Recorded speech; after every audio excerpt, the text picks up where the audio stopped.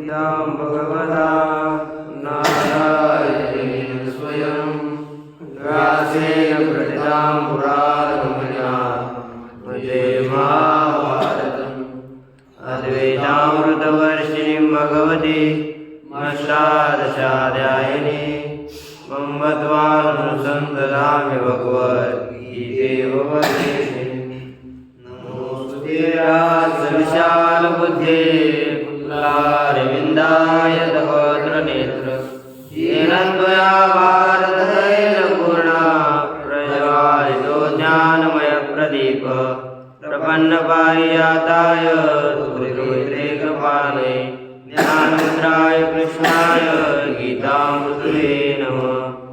ॐ श्रीभूषितकराय नवनीरदाभात् पीताम्बराधरबिम्बफलाधरोष्टात् पूर्णेन्दुसुन्दरमुखादरविन्द्रनेत्रात् कृष्णात् परं किमपि तत्त्वं न जाने।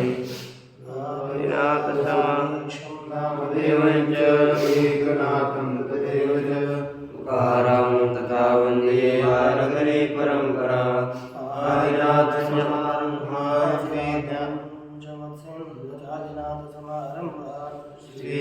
श्रीज्ञानदायमध्यमान् अस्मदाचार्यपर्यन्तां वन्दे गुरुपरम्परा आर्याथैत्यमत्सेन्द्रं गोरक्षं वैरिं तदा निवृत्तिं ज्ञानदेवञ्च वन्दे श्री भगवान पांडुरंग परमात्मा श्री ज्ञानोबाराय जगद्गुरु तुकाराम महाराज विष्णुदशांत ब्रह्म एकनाथ महाराज आदिगुरु श्री शंकराचार्य इत्यादि सब संतों के अलौकिक हेतु की ऐसी कृपा से श्रीमद् भगवद गीता का विचार करते हुए श्रीमद् भगवद गीता के 6ठ अध्याय के विचार के प्रसंग में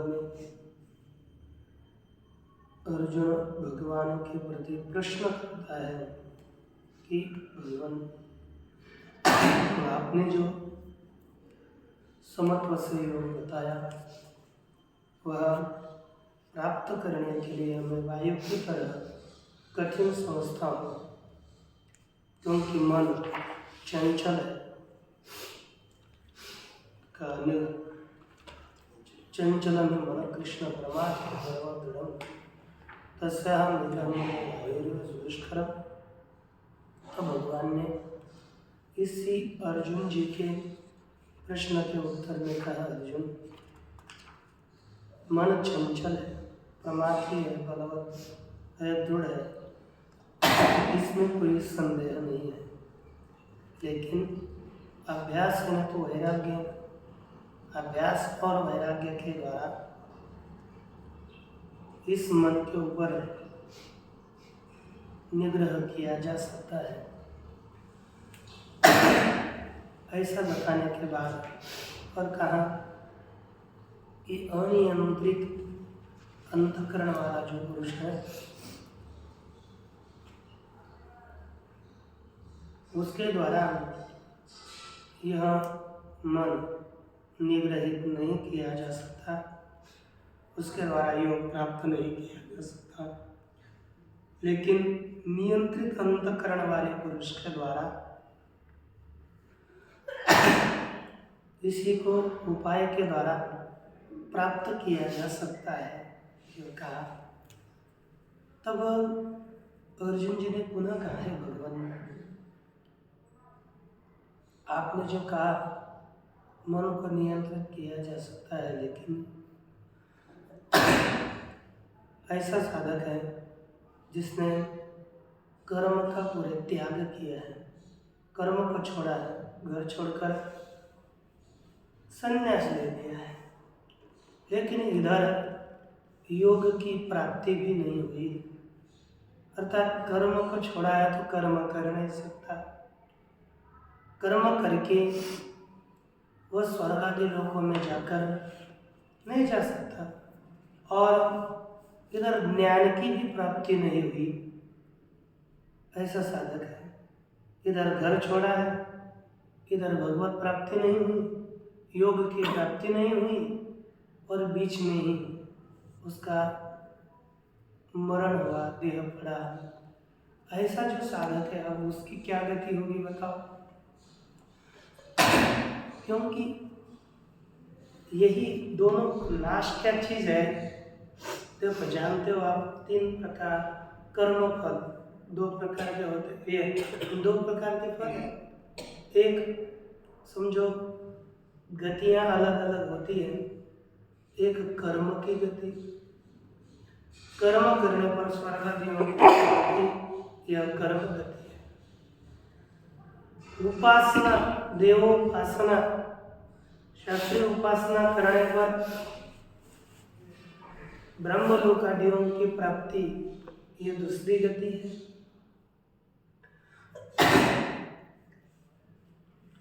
नरक में जाना, ये तीसरी गति है।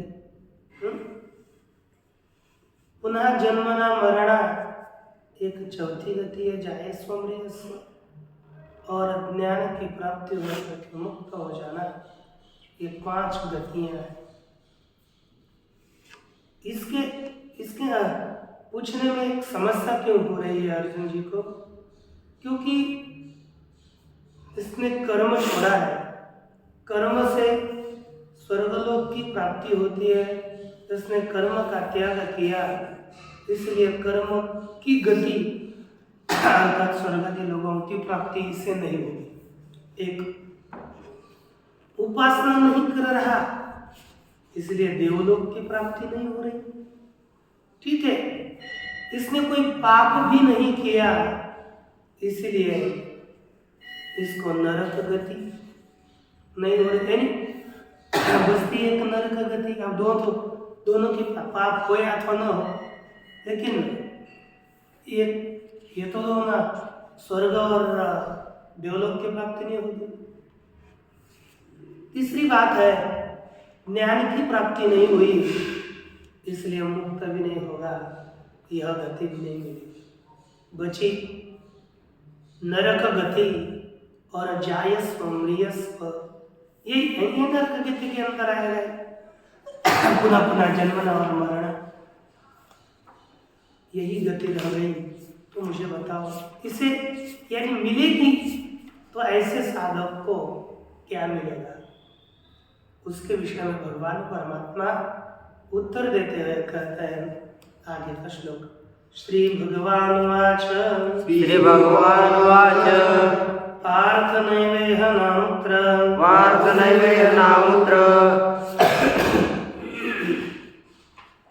विनाशस्तस्य विद्यते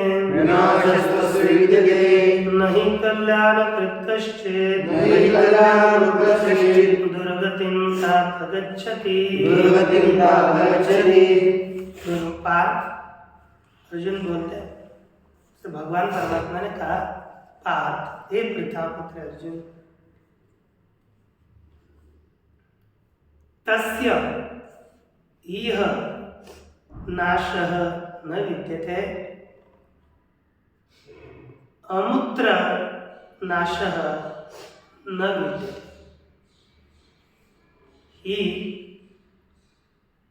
कश्चित् कल्याणकृत्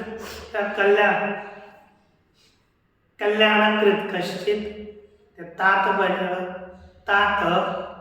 हि कल्याणकृत् कश्चित् दुर्गतिं न गच्छति।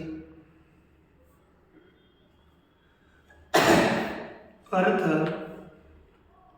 हे पार्थ, हे पृथापुत्र अर्जुन, तस्य इह नाशः न विद्यते, उसका अर्थ क्या है? योग भ्रष्ट का, जो योग भ्रष्ट हुआ है उसका यहाँ नाश नहीं होता। अच्छा, दूसरा, अमुत्र नाशः न विनाशः न विद्यते। अमुत्र अर्थात परलोक में भी उसका नाश नहीं होता। क्यों? कहते तात बाबा रे, ही क्योंकि कल्याणकृत कश्चित, कल्याणकारी साधना करने वाला, कल्याण शुभ कर्म करने वाला कोई भी दुर्गति न गच्छति, दुर्गति को, विनाश को प्राप्त नहीं होता। इतना तो समझ में आ गया। नाश क्या चीज है? जैसे आगे भगवान भाष्यकार करेंगे वहां देखते, लेकिन हे पार्थ अर्थात प्रथा पुत्र अर्जुन, नैवेह लोके इह लोके नाशः विनाशः न अमुत्र परस्मिन् वा लोके विनाशः तस्य विद्यते नास्ति। उसका इस लोक में नाश नहीं होता और परलोक में भी विनाश नहीं होता। नाश होना क्या चीज है? कहते नाशो नाम पूर्वस्मात् हीन जन्म प्राप्ति, पूर्व जन्म से हीन जन्म की प्राप्ति नाश। देखो वर्तमान में साधक मनुष्य जन्म में है, इस मनुष्य जन्म से नीचे के जन्म की प्राप्ति होना यही नाश है। स्वर्ग की कर्म के द्वारा प्राप्ति वो नाश नहीं, देवलोक प्राप्ति नाश नहीं, ब्रह्मलोक असुर मुक्त होना नाश नहीं, और पुनः मनुष्य देह की प्राप्ति होना भी नाश नहीं। नाश क्या है? इससे नीचे के जन्म की प्राप्ति अर्थात नरक होने की प्राप्ति होना नाश नहीं। और अर्जुन के मन में यही संदेह आया, ये कुछ कर नहीं रहा, आप लोगों के जैसा नहीं ठल रहा है ना, तो इसकी क्या नाश होगा क्या? वो साधना पहले करी तो ठीक है, अब तो करी नहीं रहे ना, साधना करनी है। साधना ये क्या हो जाएगा? उसने किया है, बहुत साधना करी है, लेकिन उधर की प्राप्ति नहीं हुई, जिसके लिए छोड़ा उसकी प्राप्ति नहीं हुई। अन्य बहुत प्रयास किया है, तब इसका नाश होगा कि न होगा, यह अर्जुन के मन में शंका थी। तो भगवान ने कहा अर्जुन उसका नाश होगा, इस जन्म से नीचे के योनि की प्राप्ति उसे नहीं होगी। सह नाशः योग भ्रष्टस्य नास्ति, वह नाश योग भ्रष्ट को नहीं मिलता, योग भ्रष्ट का नाश नहीं होता। नहीं ही अर्थात क्योंकि यस्मात् कल्याणकृत अर्थात शुभकृत, क्योंकि कल्याणकारी कर्म करने वाला, शुभ कर्म करने वाला कश्चित कोई भी दुर्गतिम कुत्सितां गतिम, जो कुत्सित गति है, निंदनीय गति है, उसे प्राप्त नहीं होता। हे तात, यहाँ पर तात शब्द का प्रयोग किया है।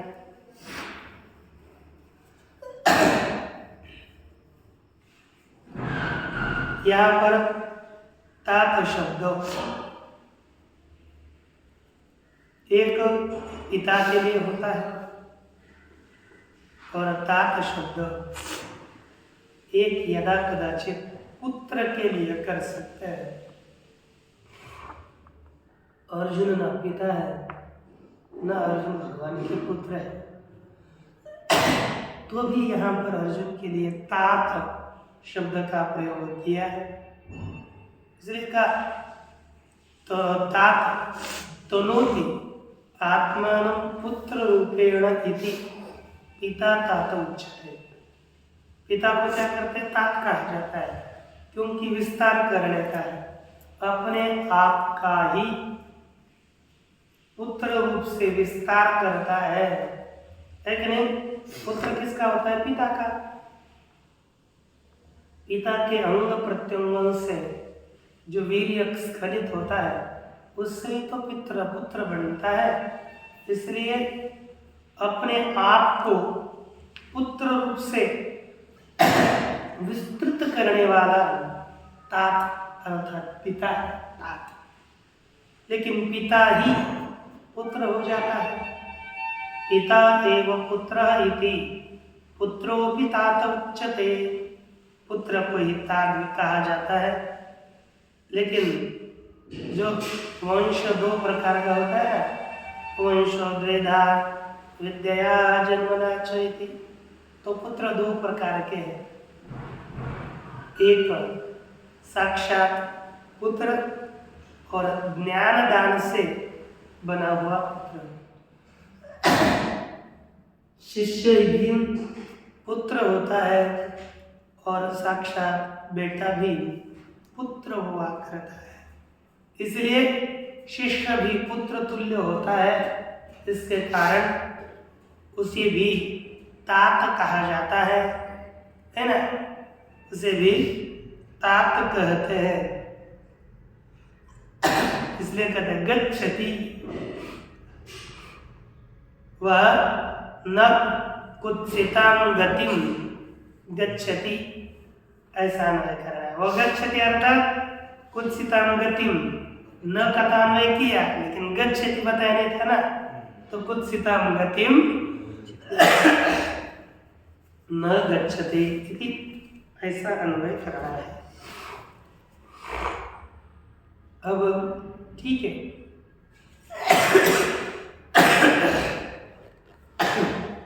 अस्य भवति, प्रश्न क्या किया, अस्य किं भवति, तो इसका क्या होता है,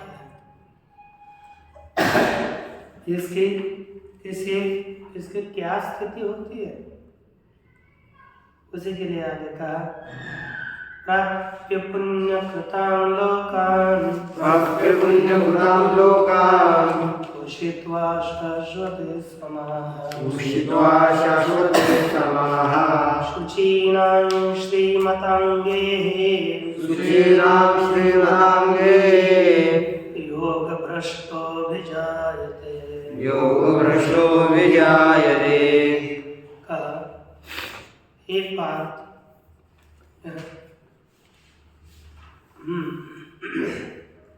पुण्यकृतां लोकान् प्राप्य शाश्वतीः समाः उषित्वा योगभ्रष्टः शुचीनां श्रीमताङ्गेः अभिजायते, यह अन्वय है।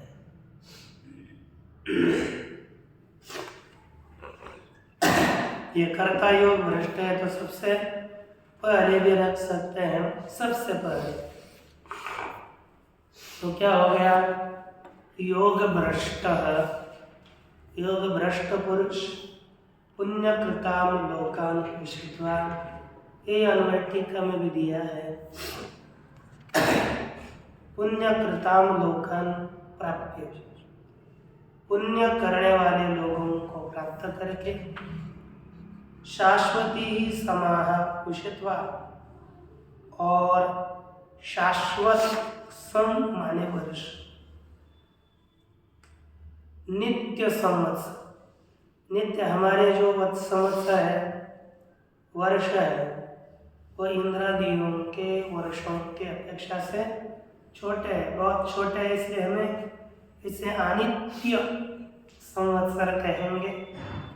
और इंद्रादि देवताओं के वर्ष देखो, अपना 1 साल होना, यही इंद्रादि देवताओं का 1 मास समझो। चंद्रलोक में, स्वर्गादि लोकों में 15 दिन का एक दिन है, शुक्ल पक्ष दिन और कृष्ण पक्ष रात्र। इसके बाद हो गए कि नहीं, ये हो गए दिन और रात्र। और उनका 15 वाला कौन ऐसा है कि कहा उत्तरायण, ये हो गए शुक्ल, उनका शुक्ल पक्ष, उनका देवताओं का उत्तरायण ये शुक्ल पक्ष, और जो अपना दक्षिणायन है वो उनका कृष्ण पक्ष है। तो हमारे अपेक्षा से उनका मास अर्थात हमारा साल तो कितना बड़ा है उनका दिन, कितना बड़ा है उनका साल। तो उनके यही नित्य संवत्सर है। तो देवलोकों के जो नित्य संवत्सर है, शाश्वत संवत्सर, वहाँ जाकर के रह करके, है ना, वहाँ जाएगा, वहाँ पर इंसान रहेगा, और रहने के पश्चात शुचि नाम श्रीमताम के यहाँ आता है, लेकिन शुचि माने पवित्र, श्रीमंत के घर में जन्म लेता है। अच्छा देखो भाष्य,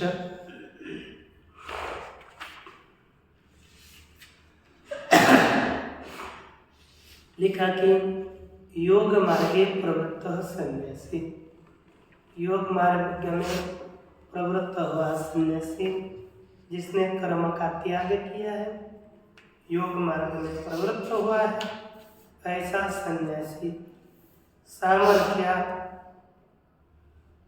उसी सन्यास के सामर्थ्य से प्राप्य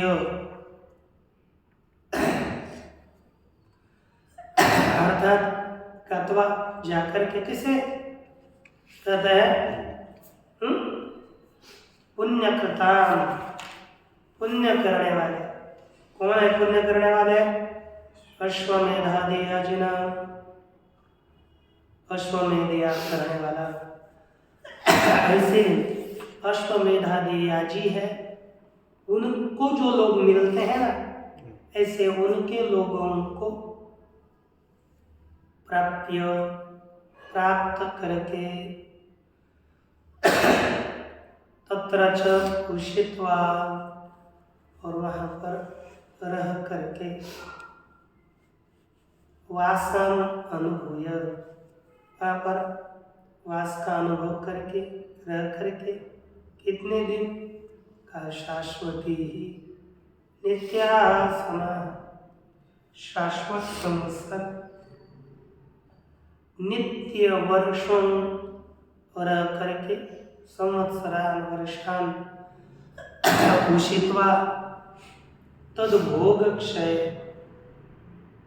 उनके भोग का क्षय होने पर शुचिना जो पवित्र है, पवित्र उनके अर्थात एक घर है, बहुत विभूति ऐश्वर्य वाला है, लेकिन पवित्र रहता है, अच्छे रहते हैं, जीवन अच्छा जीता है, श्रीमता श्रीमंत है, विभूति वाले, उनके घर में गृह में योग भ्रष्ट अभिजायते, योग भ्रष्ट उत्पन्न होता है।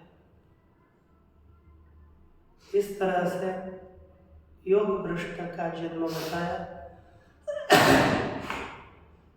अभी इतना ही नहीं, योग भ्रष्ट कभी यहाँ पर श्रीमंत घरों में उत्पन्न होते, पवित्र, जो दुराचारी है उनके नहीं है, शास्त्र विरुद्ध आचरण करने वाले हैं, उनके घर में योग भ्रष्ट जन्म नहीं लेता, पवित्र कुल में जन्म लेता है।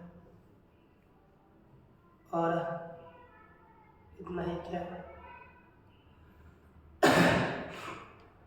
और यदि कदाचित अधिक अच्छा साधक है, योग भ्रष्ट अधिक वैराग्य युक्त था, तो उसका जन्म कहाँ होता है? देखो, अथवा योगिनामेव कुले भवति धीमताम्, कुले भवति धीमताम्, एतद्धि दुर्लभतरम्, एतद्धि दुर्लभतरम्, लोके जन्म यदीदृशम्, लोके जन्म यदीदृशम्। भगवान कहते अथवा धीमताम् योगिनाम् एव कुले भवति,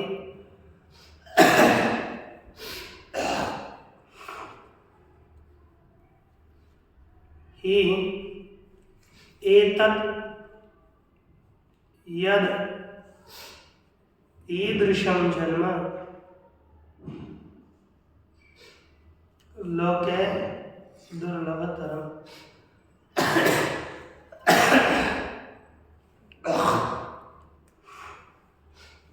अर्थ अथवा नहीं तो धीमताम योगिनाम एवं कुले। ये कैसे धीमान बुद्धिमान, ये तो बुद्धिमान है, ऊपर का क्या था श्रीमान, और ये बुद्धिमान है। और गए कौन है योगी? योगी शब्द का अर्थ किया श्री शंकराचार्य जी ने दरिद्राणाम, बुद्धिमान दरिद्री, ऐसे योगी के कुल में जन्म होता है।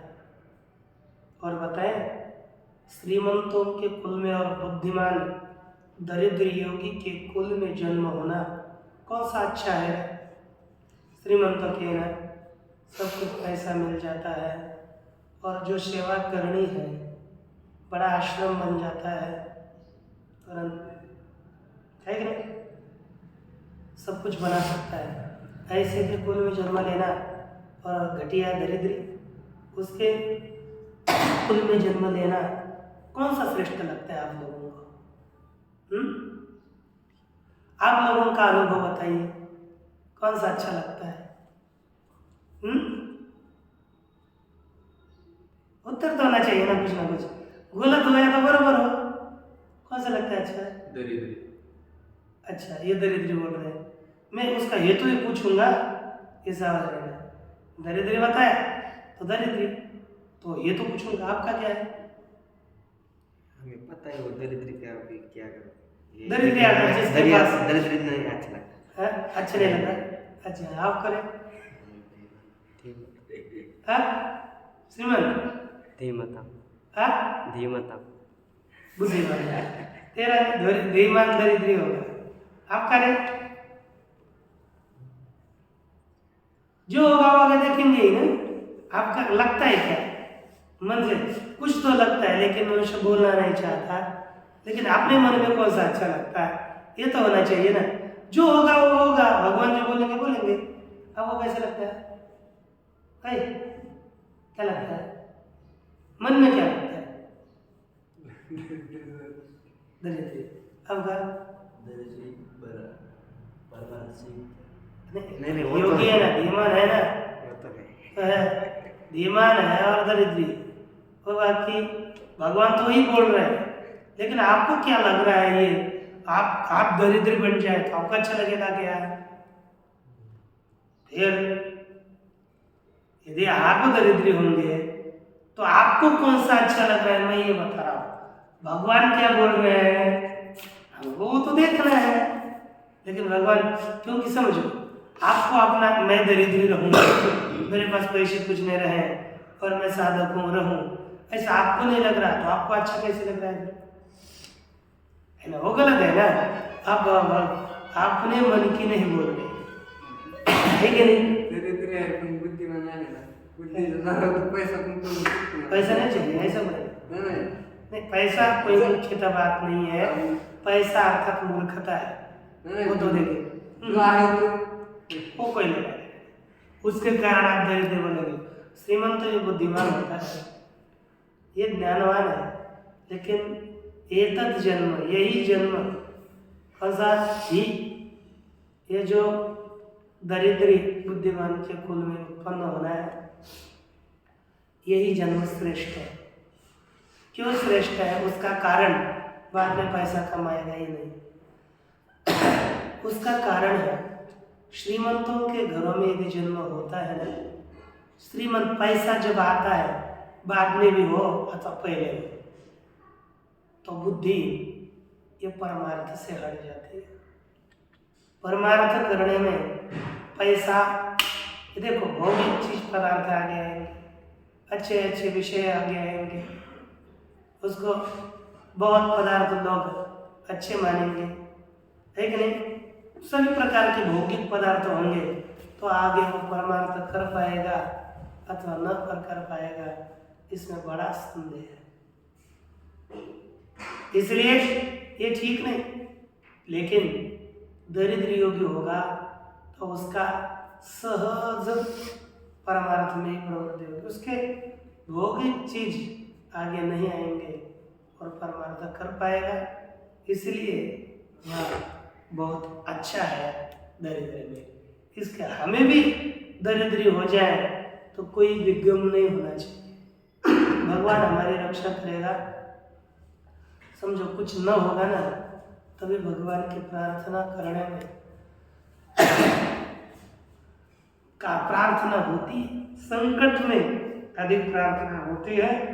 और पैसा आकर भी यदि करुणा से भगवान की प्रार्थना करें, ये बहुत दुर्लभ है। एकनाथ महाराज जैसा एक खादा ही होता है। सब संत दरिद्री है, लेकिन एक एकनाथ महाराज मिले श्रीमंत होकर भी वो साधना में रहे, ये बहुत ही दुर्लभ है। कोई करेगा तो ऐसा हो ही नहीं सकता। ज्यादा पैसा है तो बिगड़ना जाना ज्यादा संभव होता है। देखिए, अथवा श्रीमताम कुला अन्य श्रीमंत कुल के से भिन्न अन्य कुल में योगी नाम एवं दरिद्राणाम कुले होती। योगी जो दरिद्री है उसके ही कुल में जन्म होता है। जायते धीमताम बुद्धिमताम, बुद्धिमानों के कुल में उत्पन्न होता है। एक ही जन्म यह दरिद्राणाम योगी नाम कुले, यही जन्म जो दरिद्र योगियों के कुल में होता है। दुर्लभतरम पूर्वम अपेक्षा, पूर्व की अपेक्षा से प्राप्त करने के लिए अतिशय कठिन है। लोके जन्म यद ईदृशम, लोक में जो इस प्रकार का जन्म है यह तो बहुत दुर्लभ। यथोक्त विशेषण कुले,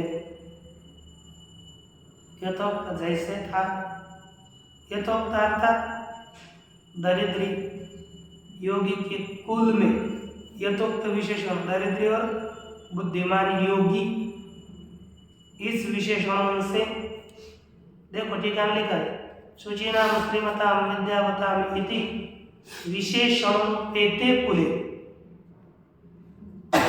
ऐसे कुल में जन्म होना अतिशय दुर्लभ है। कैसा दुर्लभ। और भी देखो वहाँ क्या होता है, कहते तत्र तम बुद्धि संयोगम लभते पौर्वदेहिकम यतते च ततो भूयस संसिद्धौ कुरु नंदन। ये कुरुनंदन तत्र पौर्वदेहिकम तम बुद्धि संयोगम लभते च ततः भूयः संसिद्धौ यतते च भूयः ततः संसिद्धौ यतते। ठीक अर्थ, हे कुरुनंदन, कुरुनंदयति इति कुरुनंदन, कुरुकुल को आनंदित करने काले है अर्जुन।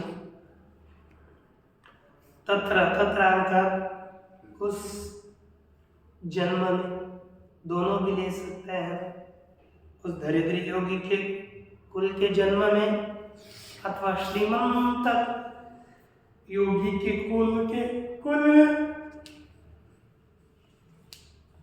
जन्म प्राप्त होने से, है ना, वहां पर उस जन्म में पौर्वदेहकम तम बुद्धि संयोगम लभते, पूर्व देह में होने वाले उस बुद्धि के संयोग को प्राप्त कर लेता है, बुद्धि को प्राप्त करता है।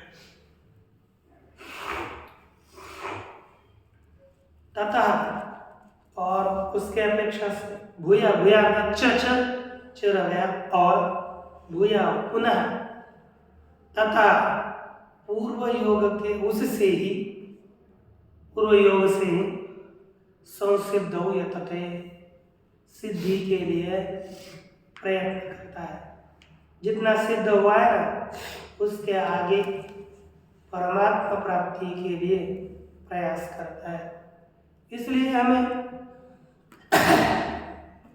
कभी भी परमार्थ पथ में चलने वाले साधक को डरना नहीं चाहिए, हमारा नाश नहीं होगा।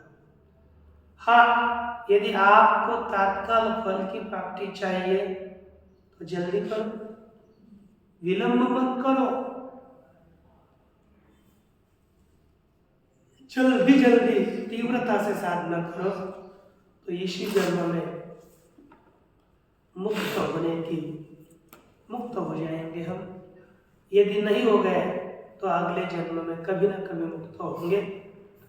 इसलिए साधना में प्रवृत्त होना है, तीव्र गति से चलना है, ये ध्यान दीजिए। देखो भाष्य, यस्मात् क्योंकि तत्रेति तत्र योगिनाम कुले, वह योगियों के कुल में तम बुद्धि संयोगम, उसी प्रकार के बुद्धि के संयोग को बुद्धिया संयोगम, बुद्धि संयोगम लभते, बुद्धि के संयोग को प्राप्त करता है। पौर्वदेहकम, पूर्वस्मिन् देहे भव पौर्वदेहकम, पूर्व देह में होने वाले बुद्धि के संयोग को प्राप्त कर लेता है। यतते च, और प्रयत्न करता है, प्रयत्नम च करोति, और प्रयत्न करता है।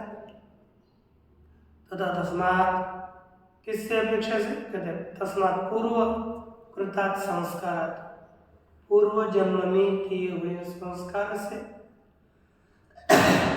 भूया बहुतरम अतिशय, संसिद्धौ, सिद्धि में, संसिद्धि निमित्तम, सिद्ध होने के निमित्तक, एक कुरुनंदन, एक कुरुकुल में उत्पन्न अर्जुन, वह प्रयत्न करता है। क्या करता है? प्रयत्न करता है, अतिशय प्रयत्न करता है, ये कहा। अब आगे देखो, श्लोक, पूर्वाभ्यासेन तेनैव क्रियते यवशोऽभिसः जिज्ञासुरपि योगस्य शब्दब्रह्माति वर्तते। कथम पूर्वदेह बुद्धि संयोग, कैसे? पूर्व देह के साथ बुद्धि का संयोग होता है। यानी पूर्व देह में जो बुद्धि थी उसी का संयोग इस देह में होता है। जैसे पूर्व देह की बुद्धि प्राप्ति कैसे होती है बताओ, ध्यान देना। इधर सह तेन एव पूर्वाभ्यासेन अवशः अपि ह्रियते, योगस्य जिज्ञासो अपि शब्द ब्रह्म अति वर्तते। सह, वह जो योग भ्रष्ट है वह, तेनैव पूर्वाभ्यासेन, उसी पूर्वाभ्यास के द्वारा ही, अवश्य ह्रियते, परतंत्र हुए को भी क्या करते हैं? ह्रियते, वश किया जाता है, उसको अपने अधीन किया जाता है। योग से जिज्ञासु, योग का जिज्ञासु होने पर भी शब्द ब्रह्म अति वर्तते, किसका उल्लंघन करता है? शब्द ब्रह्म का उल्लंघन करता है। देखो, यह पूर्व जन्म कृत अभ्यास, सब पूर्वाभ्यास, जिसने पूर्व जन्म में अभ्यास किया है उसे कहता है कृताभ्यास, जिसने अभ्यास किया ऐसा पुरुष। के नहीं वो बलवता ह्रियते, उसी बलवान योग के द्वारा ह्रियते, सिद्धि में क्या किया जाता है? वश ही यस्मात्, क्योंकि अवशोपि स योग भ्रष्ट, परतंत्र हुआ वह योग भ्रष्ट भी। न कृतम चेत योगाभ्यासजात संस्कारात बलवत्तरम अधर्मादि लक्षण। यदि उसने योगाभ्यास के संस्कार से भी अतिशय बलवान अधर्मादि रूप कर्म न किया हो तो क्या था? हम योग भी करते हैं और अधर्म पाप भी करते हैं, तो योग संस्कार की अपेक्षा से बलवान पाप यदि उसने नहीं किया है तो तदा योगाभ्यास जनित संस्कार है। योगाभ्यास से उत्पन्न हुए संस्कार के द्वारा वह अपने अधीन किया जाता है। अधर्मश्चेत बलवत्तरा, यदि उसने पूर्व में बलवान अधर्म ही किया है तो अधर्मश्चेत बलवत्तरः कृतः तीन, उसने यानी बलवान अधर्म ही किया है तो योग जेपी संस्कारों अभिभूयते एवं, योगजन्य संस्कार भी दब ही जाता है। तत्क्षय तो उसका क्षय होने पर, अधर्म का क्षय होने पर योग जो संस्कार है स्वयं कार्य आरंभ होते, फिर योगजन्य संस्कार अगले जन्मों में अपने कार्यों को आरंभ करता है। न दीर्घ कालस्तस्यापि विनाशस्य, वो दीर्घ काल भी योग संस्कार उनके हमारे अंतःकरण में पड़ा रहा तो अभी उसका विनाश नहीं होता। कभी भी एक जन्म में तो अगले कभी ना 10 जन्म में वो संस्कार जागृत होगा और बाद में भी हमें साधना में परिवर्तन कराएगा। जिज्ञासुरपि योगस्य स्वरूपं ज्ञातुम् इच्छन्ति, योग का जिज्ञासु भी अर्थात योग के स्वरूप को जानने की इच्छा करने वाला पुरुष, योग मार्ग प्रवृत्त सन्यासी, योग मार्ग में प्रवृत्त सन्यासी, वरिष्ठ पुरुष सामर्थ्य से सोपी शब्द ब्रह्म, वह भी शब्द ब्रह्म का अर्थात वेदोक्त कर्मानुष्ठान फलम, योग में बताया है कर्म के अनुष्ठान में फल का अतिवर्तते अतिक्रमण करता है। अपाकरिष्यति किमुत, वो उल्लंघन करेगा, क्या बताए? किमुत बुद्ध्वा यो योगम तनिष्ठाभ्यासं कुर्यात्, योग को है ना जान करके तनिष्ठाभ्यास करेगा, ये क्या बताए? अर्थात वह करे ही देगा, इसमें कोई संदेह नहीं है। इस तरह से श्लोक का विचार पूरा हुआ, भाव विचार करें। ओम पूर्णमदः पूर्णमिदं पूर्णात् पूर्णमुदच्यते पूर्णस्य पूर्णमादाय पूर्णमेवावशिष्यते। ओम शांति।